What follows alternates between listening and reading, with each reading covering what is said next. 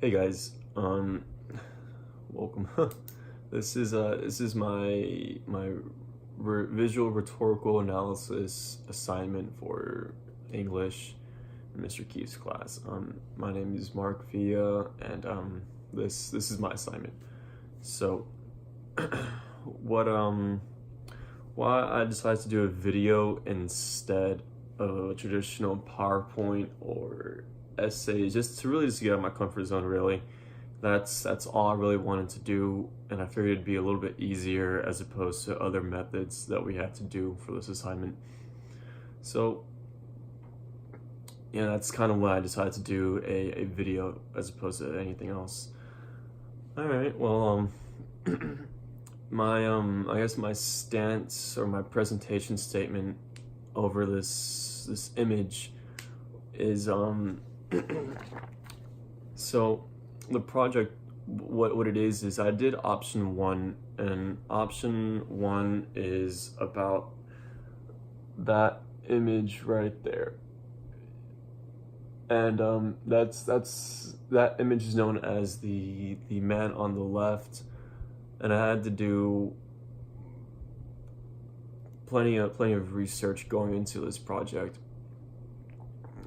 such as I really used the history and biography.com websites to really get more information about who that man is, as well as who that man is. And for those of you who don't know, that is Martin Luther King Jr. and that is Charles Manson.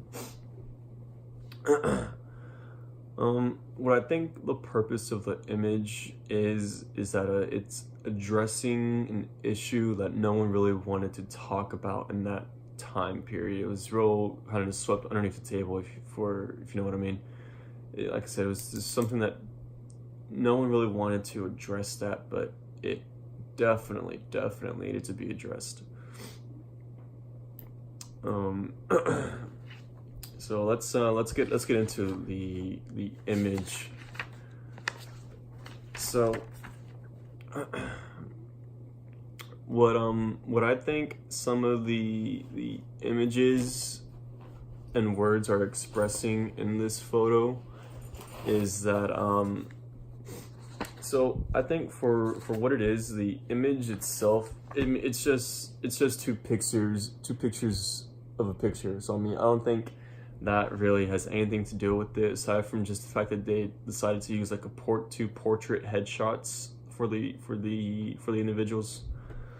But the words, however, I think the words really tie into what it's trying to express, which is it's kind of singling someone out, like the man on the left. It immediately draws your attention to the man on the left, making the audience kind of oblivious to the man on the right. That's what I think it's kind of doing, at least for me.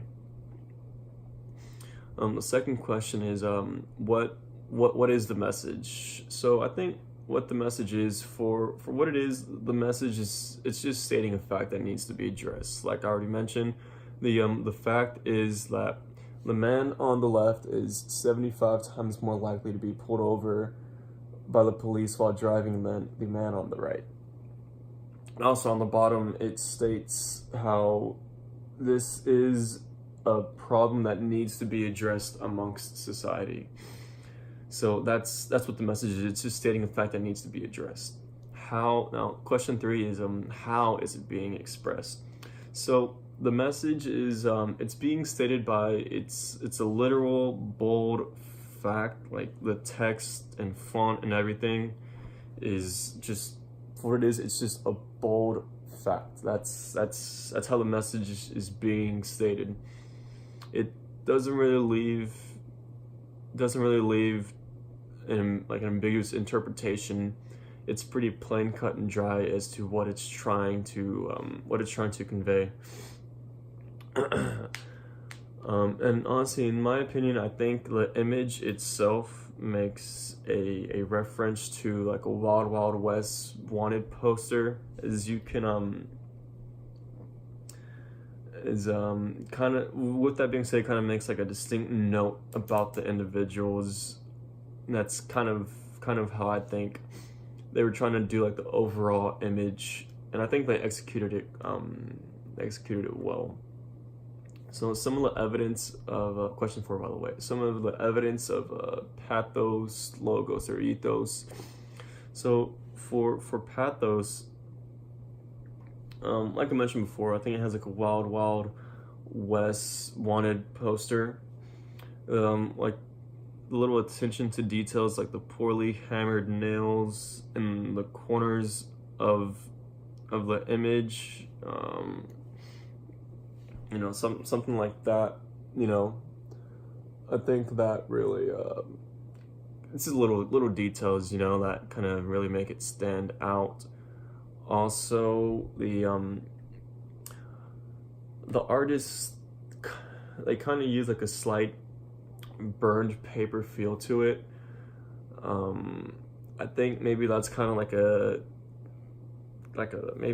hidden message or something like that. Maybe as a means of trying to burn the image of of the two individuals on the paper, and burn the image of that into the minds of the audience who are looking at that image. That's kind of what I can tell. And like I said, if you look at the image, it kind of has a slight burned paper feel to it. So maybe that's kind of what the artist was trying to get at for that. And maybe that's just some of the evidence that I found for pathos. As far as logos, there isn't really much to it aside from that, the fact on the image. That's really all the logos I could really find for the man on the left. As far as ethos, it kind of sets up the premise of the man on the left, like who is he? Why is he on the left? Why isn't he on the right? What difference does it make? Why is the image singling the man on the left out? Now, the logos kind of backs up the ethos for why the man on the left is kind of being singled out, because, like I said, like the image states, it's 75 times more, he's 75 times more likely to be pulled over than the man on the right. And that's kind of what I found for ethos. Now, does it have any current significance? Unfortunately, yeah, it still has current significance. Like I said, it's very unfortunate that we're having all of these issues amongst society dealing with race and plenty of stupid, meaningless stuff like that.